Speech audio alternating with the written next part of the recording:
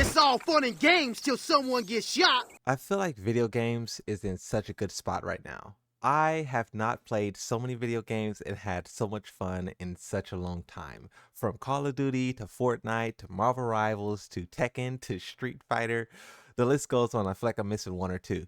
But holy smokes, I just look around like Twitter and Reddit and just the internet, and everyone has like something new that they're playing, they're loving. Like I'm looking at this Fortnite like in first person, and this looks crazy. People are wondering like, is this the competitor to like a Call of Duty? Like it looks incredible. And then when you talk about Tekken, Tekken is celebrating its 30th anniversary today. They have two Guinness World Records that's still ongoing, the longest running video game storyline without any substantial development gaps or reboot, and then longest running 3D video game franchise. Tekken has seen it all, like great disasters and skyrocketing success.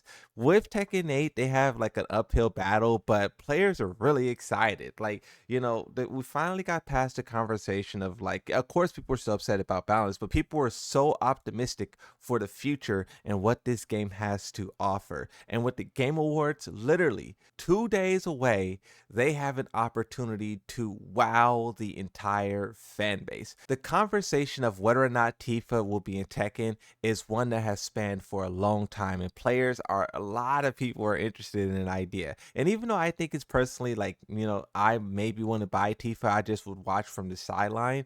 But a lot of people would really, really enjoy this character, and I wonder what they'll do. You also got to talk about some of the other ideas that's thrown around out there. Despite being heavily requested for games like Super Smash Bros. And Tekken, hasn't appeared in a fighting game due to this person not wanting Kiryu to hit women.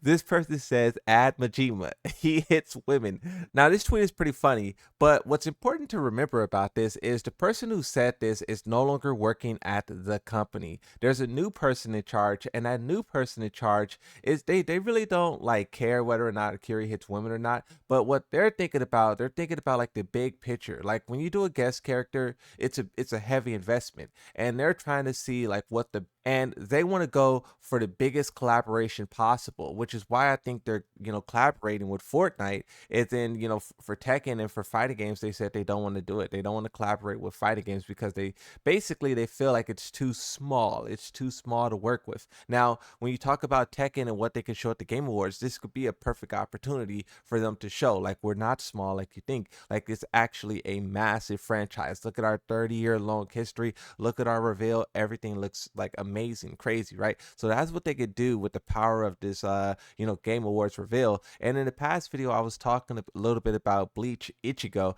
and then I also put that thing on Twitter. And as you can see here on the right side, that conversation skyrocketed. Ichigo in a Tekken 8 crossover, dream or fan fantasy. Speculation is circulating that Ichigo from the anime Bleach could be added as a downloadable content DLC character in Tekken 8 for Season 1.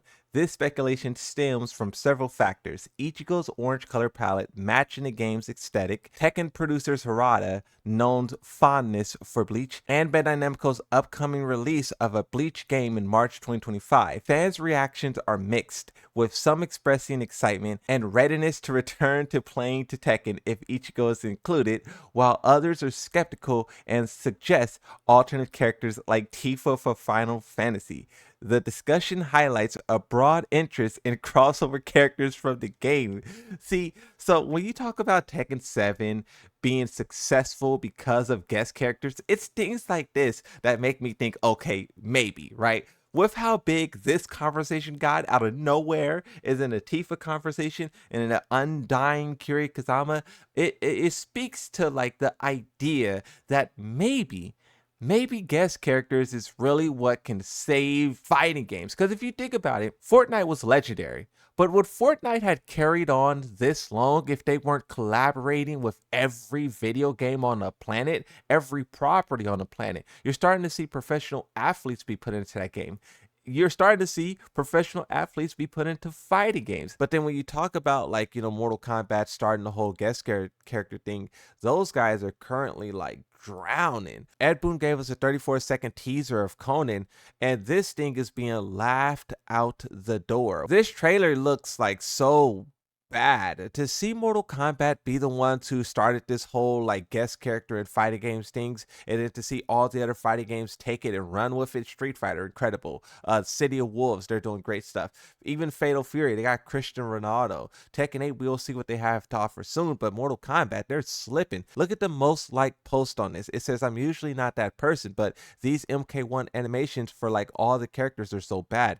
MK11 wasn't as noticeable, but in this game, it really shows how ugly it looks, especially Conan. The stiff gameplay needs to go. Everyone is making fun of Mortal Kombat. It's not at Evo. It's not at Evo Japan. This game is just falling so far. And, you know, when you talk about, oh, Tekken 8's doing bad, oh, Tekken 8's doing bad, Mortal Kombat's doing bad. And I wonder what will it take for these guys to get back on track. I understand that Mortal Kombat 11 made a lot of money, but MK1, it just doesn't seem to be performing to that level. And like this comment said, all the bad things that players were noticing in MK11, it's on full effect in MK1, and they just have to recover and recover oh so quickly. Harada-san on Twitter, this guy's a madman. Harada-san, who is your favorite Tekken MILF? Kazumi is gorgeous but has the demon gene, while Jun is kind and strong and full of light. You, maybe like Nina? Now Harada responds to this with a link. This link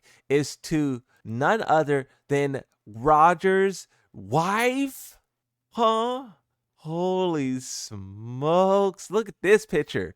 Now, another game that I've been playing a lot of, and I mean a lot of, is Marvel's Rivals. I made a video the first day, kind of the first day it dropped, and I was talking about just how fun it is and how successful it is. But, you know, after about a week of the game being out, Overwatch 2 hits the lowest player count on Steam since the release of Marvel's Rivals. This game is massive, and it's so, like, fun. And what I love about this game, too, is that the developers are already, like, updating the game. The Marvel's Rivals data miners discover character models are more detailed than they should be in the game files and think they'll be easy to use for fan projects. Now, of course, they already got hard at work modding this game into the stratosphere. And this is why I like when Tekken add like photo mode and stuff like that to the game, because it helps that game also create memes and live on. Like I posted this picture of Tifa and Reina, and no words, no context, no nothing, and this has over 100,000 views. And that's just what I mean when I say like Tekken needs to reach far and wide. And now when you talk about Tifa and Reina, Reina is taking on a life of her own. Reina is quickly becoming the most cosplayed character in all of Tekken. Like, it's crazy how successful this character is, especially when you compare it to Tekken 7. In Tekken 7, a lot of people did not like the new characters. Like, they just weren't that popular. Of course, you had some people who played like Katarina and Lucky Chloe, but it was nothing like what you see today. Like today, when you look at Twitter, you see Reina cosplays and Reina videos and stuff just everywhere. The player base absolutely loves the character, and it's even going like outside of the game itself. It's Reina is appearing in places you wouldn't even imagine. I wish I had like examples, because I remember I seen like a VTuber using like a Reina like, you know, model as her VTuber while playing. I think the game was Marvel's Rival. So this character is like the even though I thought the purple outfit was like kind of like mediocre, I don't really like the color purple. It is helping for the character to be like iconic and build like its own image. The idea of Reina is something that's being embraced like generally by the player base. And you know, when you talk about those Fortnite skins, whenever they're supposed to drop, when they do drop,